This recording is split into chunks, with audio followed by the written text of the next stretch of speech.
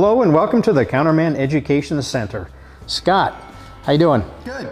Good. Hey, I'm working on a Volkswagen out there changing the oil, and it's got one of those replaceable drain plugs, needs a special tool to get it out. Do you have any of those drain plugs in stock? What are those all about? And do you have any tools? We actually do have them in stock, and you know it's very important to use the appropriate tool because you're going into a plastic pan with a plastic plug and you do not want to over torque it. That's one of the reasons actually that they use a plastic plug, is because there is a phenolic pan on there and you don't want to damage it. The other thing is they are lighter weight.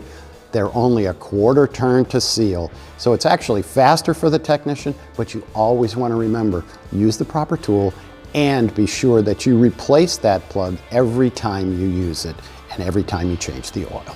So saves you time, gets the job done right. That's exactly what a technician wants to hear.